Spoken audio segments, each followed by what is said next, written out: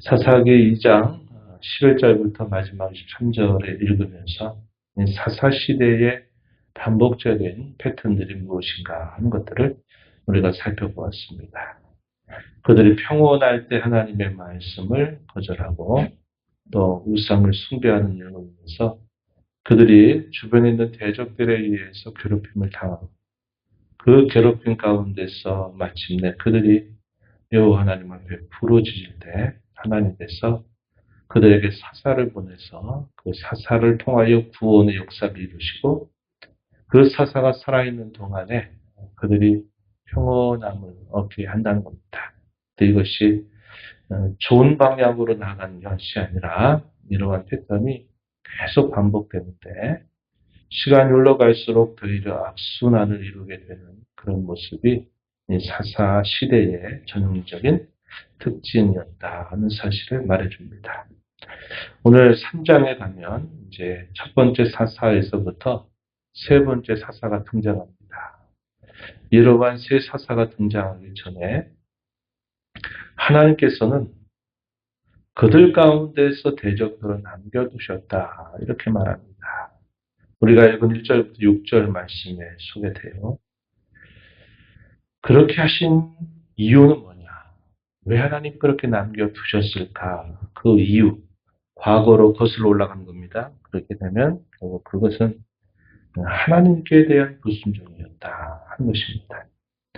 자신들에게 주어졌던 과업을 그들이 이제 망각하고 그저 안주했던 것이 아주 중요한 원인이 됐다고 했습니다. 이 정도면 우리가 먹고 살 수 있고 우리가 어느 정도 중요한 땅들은 다 차지했는데 굳이 또다시 남겨있는 그 대적들과 싸워서 피 흘릴 게 뭐냐. 이 정도면 됐다. 이렇게 안주했던 것. 그것이 그들에게 아주 큰 화근이 되었다 하는 겁니다. 그리고 그러한 일도 인해서 결국 그 이방의 민족들은 자신들이 주어져 있는 그곳에서 멸절하는 게 아니라 도리어 더 강해지는 그런 일이 있게 되면서 나중에는 어떻게 되느냐. 결국 이스라엘 자손들이 그들과 어떻게든지 화친을 이루는 것을 하게 되는 겁니다. 그러다 보니까 통혼이라고 하는 것도 이루어지고 그들과 왕래가 이루어지다 보니까 그들 종교를 또 본뜨기 시작한단 말이죠. 이런 일들이 생겨난 겁니다. 그래서 하나님이 그들 가운데 대적을 남겨두신 이유는 그들의 불순종 혹은 그들의 안주, 그들이 해야 될 본분에 대한 망각, 이것이 원인이 되었다 하는 것입니다. 그렇다면 하나님이 이걸 통해서 뭘 기대하실까요? 목적은 뭘까요? 미래를 내다보면서 하나님 어떻게 하시느냐. 한편으로는 자기 백성들을 징계하시는 겁니다. 그들이 행한 일들이 하나님 앞에 옳지 않았다라는 사실을 깨닫게 하는 겁니다. 그리고 또 하나는 훈련하는 거예요. 훈련. 어떻게 하느냐. 앞으로 그들이 어떻게 할 것이냐. 하나님을 그들이 참되게 섬길 길을 택할 것이냐. 아니면 여전히 그들이 불순종의 걸음을 걸어갈 것이냐 하는 것에 대한 훈련, 시험의 목적이 있다 하는 겁니다. 이런 모습들이 결국은 당시 이 사사 시대에 여러 모습을 해석하는 아주 중요한 열쇠가 되죠. 이 땅을 살아가는 성도된 저와 여러분의 삶을 해석하는 중요한 열쇠로 여기 있습니다. 우리가 이 땅에 살면서 큰 문제 없이 어려움 없이 그럭저럭 잘 살아가고 하면 그게 복이다. 우리가 그렇게 생각하는 일이 아닌 것이죠. 우리가 살아가는 삶에 있어서 어제 우리가 어떻게 살아가느냐 했던 것이 오늘의 모습으로 나타납니다. 우리가 주일날 나눈 것처럼 심고 거두는 원리는 단순히 자연세계에 있는 이치만이 아니라 우리의 인생에 관계된 것도 마찬가지로 우리의 신앙과 관계된 것도 역시 마찬가지 원리다 하는 것을 생각해 봤습니다. 오늘 우리의 신앙적인 모습은 어제 우리가 어떻게 했느냐 하는 것에 대한 결과죠. 또 오늘 우리가 어떻게 하느냐 하는 것은 결국 내일을 우리가 어떻게 만들어가느냐 하는 것에 중요한 조건이 되는 겁니다. 그래서 이방 민족들이 항상 그들 곁에 있었다 하는 것. 오늘 우리가 살면서 우리의 삶에 여러 많은 난제들이 남아 있는 것, 또 우리가 살면서 이런저런 어려움들을 겪는 것, 이런 모든 것들 역시 이러한 의미를 비추어서 우리가 생각하고 우리 신앙과 삶을 해석하는 중요한 열쇠로 삼아야 된다 하는 겁니다. 그죠? 믿지 않는 사람들이 자신들의 삶을 성공이다, 아니다 라고 말하는 것을 몇 가지 본떠서 우리의 삶을 그렇게 해석하는 것은 하나님 앞에 올바른 것이 아니다 하는 것을 우리가 배우게 되는 것입니다. 이러한 일들 앞에서 그들이 결국 나타나는 것은 불순종했다가 그들이 현실의 어려움을 겪고 또 현실의 어려움에서 징계를 당하고 하나님 앞에 또 훈련을 받아서 더 나아지기를 바라는데 그들은 계속적으로 더 좋지 못한 나중을 만들어가는 상태를 보여주었다는 겁니다. 오늘 본문 5절, 6절에 보면 그러므로 이스라엘 자손은 가나안 족속과 헷 족속과 아모리 족속과 브리스 족속과 히위 족속, 여부스 족속 가운데 거주하면서 그들의 딸들을 맞아 아내로 삼으며 자기 딸들을 그들의 아들들에게 주고 그들의 신들을 섬겼더라 이렇게 말합니다. 여호수아와 함께 정복 통쟁을 펼칠 때 가나안 족속은 대단히 강대한 족속들이었습니다. 그런데 놀랍게도 하나님이 자기 백성들과 함께 하심으로 그들이 싸우는 전쟁마다 승승장구합니다. 가나안 사람들은 이제 두려움이 일상이 됐습니다. 아, 우리가 저들을 이길 수 없구나. 어떻게 저들을 이길 수 없단 말인가. 이것은 저들이 섬기는 그 하나님이 살아계신 그런 위대한 신이로구나 하는 것을 알면서 그들은 매일매일 두려움 가운데 하루를 살게 됩니다. 그런데 우리가 한 바처럼 지파별로 각각에 남아있는 정복해야 될 영역이 남아있었어요. 그런데 그때부터 이스라엘 자손들이 안주하기 시작했습니다. 우리가 1장에서 봤던 것처럼 유다 지파를 기점으로 해서 처음에는 큰 승리를 일궈내서 좋은 선례를 만드는데 시간이 갈수록 이 유다 지파에서부터 타협하는 그 문제가 발생하게 됩니다. 그러다 보니까 이제 도미노처럼 모든 지파들이 다 그 모습을 따라가요. 그러다가 우리가 봤던 것처럼 단지파의 경우는 오히려 이방 족속에 의해서 쫓겨나가지고 그들이 좋은 땅을 빼앗겨버리고 맙니다. 처음에는 이스라엘 자손들이 강력한 그런 힘을 가지고 있었고 가나안 땅에 남아있는 족속들은 언제라도 죽을지 모른다라고 하는 이 위협을 느끼고 있는 상황이었습니다. 그런데 시간이 흐르니까 어떻게 됩니까? 상황이 계속 역전됩니다. 강력했던 이스라엘 자손들의 힘은 쭉쭉 빠져나가고 거기에 남아있었던 이방 족속들의 힘이 강해집니다. 그러니까 어떻게 될까요? 강력했던 이스라엘의 군사와 힘이 그 용맹과 기계가 떨어져 버리고 이방 족속들은 오히려 기세가 올라갑니다. 그럼 어떻게 해야 되겠어요?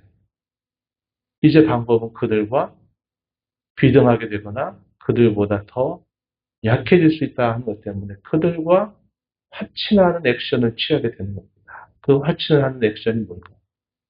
결혼하는 거죠. 결혼하는 거.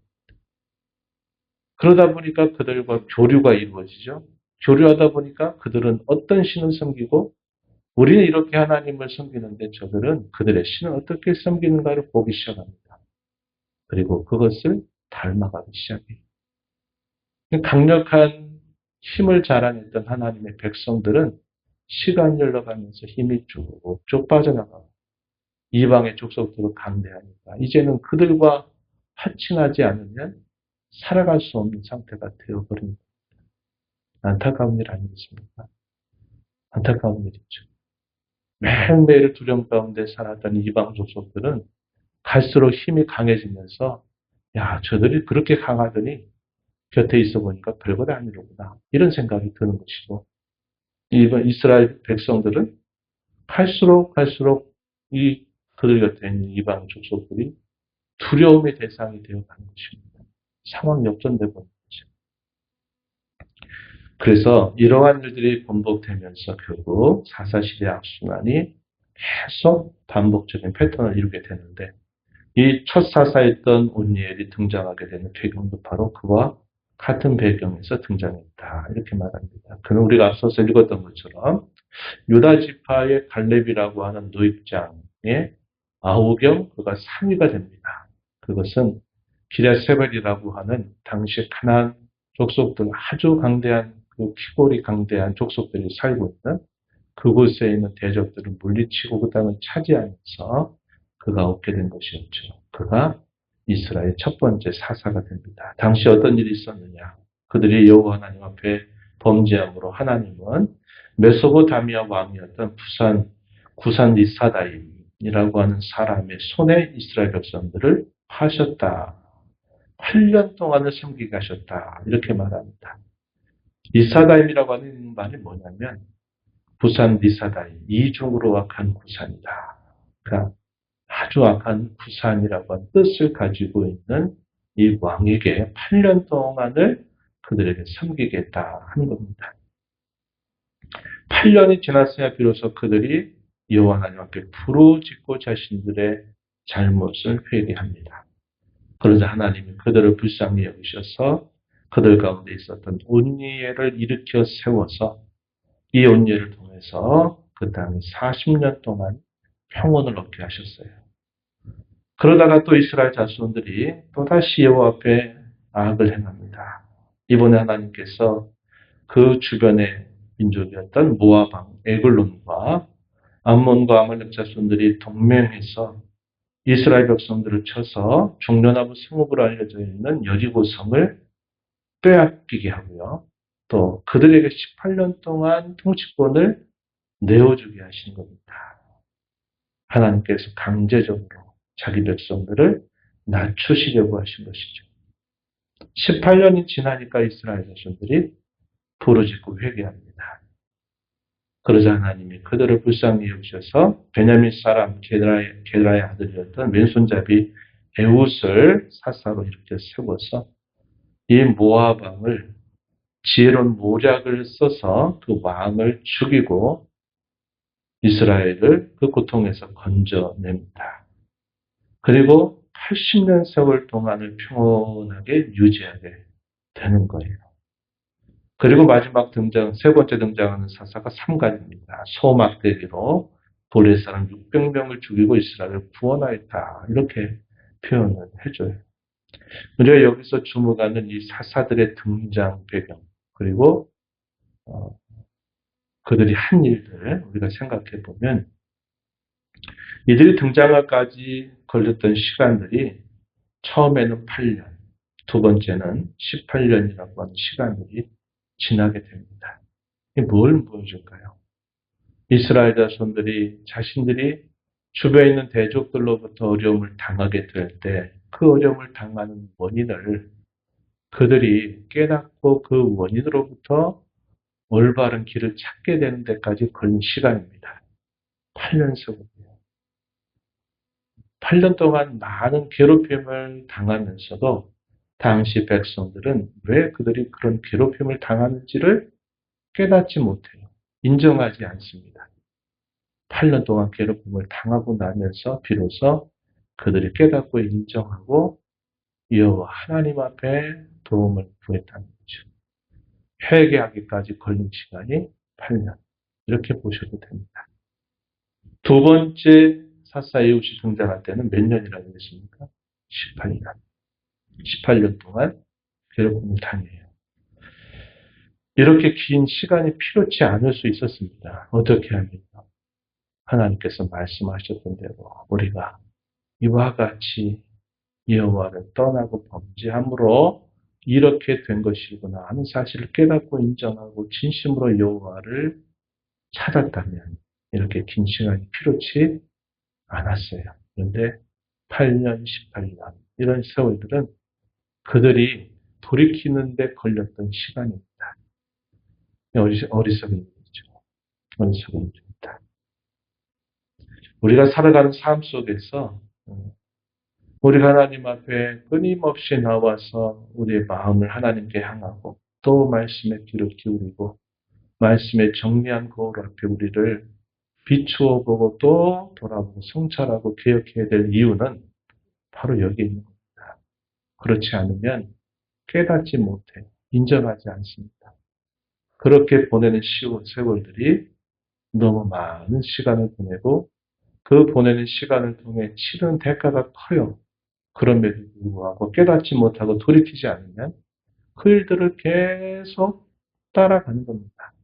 그 굴레에서 벗어나지를 못하고 계속 굴레 안에서 힘들게 살아가는 삶이 따라오게 된다는 것이죠. 그래서 우리는 끊임없이 여호와의 이름을 부르고 하나님께로 나오고 또 나와야 돼. 몸만 나오면 안 되고 그냥 시간만 구별해서 나오면 되는 게 아니라 우리의 마음의 중심을 하나님께로 향해야만 된다. 이것이 아니면 소용없다 이 말입니다. 소용없다. 그래서 우리가 이런 말씀들을 통해서 과거에 고대에 있었던 이야기만이 아니라 오늘 우리가 살아가는 짧은 인생에 대한 신앙의 지혜를 배우고 또 하나님의 뜻이 무엇인가를 잘 배워서 우리가 주어진 이 짧은 인생, 우리가 하나님을 위해서 살아갈 수 있는 이 한정된 시간, 우리 마음대로 살지 말고 내 뜻하고 싶은 대로 살지 말고 필요할 때 하나님 찾는 그런 신앙 말고 하나님이 우리를 구원하신 그 목적을 우리가 깊이 생각하면서 기뻐하면서 매일매일 살아가는 삶이 한 걸음, 때로는 반 걸음, 때로는 자리에 멈춰 서더라도 뒤로 물러서지 말고 우리는 앞으로 우리의 신앙을 전진하며 나아가야 되겠다 하는 겁니다. 이런 은혜를 구하면서 또 이 하루 남은 삶을 주 앞에 살아가기를 기도하며 힘써 나가는 저와 여러분 되기를 바랍니다. 하나님 아버지, 이 새벽 시간 저희들을 깨워주셔서 오늘도 아버지 앞에 불러주신 것을 감사드립니다. 지나간 아주 고대에 있었던 이 사사시대의 이야기들을 저희가 오늘 읽어가면서 당시 하나님 백성들의 그 어리석음, 또 고집불통 같은 그들의 고집, 그들의 무지함과 깨닫지 못함, 계속되는 그들의 불순종, 이런 것들을 저희가 살펴보면서 그들의 모습이 딴 세상 이야기가 아니라 오늘 저희가 살아가는 이 세상의 이야기와 여전히 맞물려 있다는 사실들을 배우게 됩니다. 저희로 하여금 지혜로운 마음을 주시고 겸손한 마음을 주시고 저희에게 주어진 삶을 지혜롭게 잘 판단하고 생각할 줄 아는 그러한 믿음을 저에게 더해 주셔서 하나님 앞에 살아가는 저희의 삶이 뒷걸음치거나 뒤로 도망치거나 뒤로 물러서는 신앙이 아니라 어찌하든지 앞을 향해서 전진해가는 그러한 신앙이 되게 하시고 저희의 본성상 끊임없이 안주하기를 좋아하고 타협하기를 좋아하는 저희의 이런 회귀적인 본능들을 잘 이겨내서 늘 하나님 앞에 저희의 삶을 세우며 살아가도록 도와주시기를 바랍니다. 주 앞에 나와 기도하는 모든 심령들의 간구를 귀 기울이시고 응답해 주시기를 바랍니다. 예수님 이름으로 기도하옵나이다.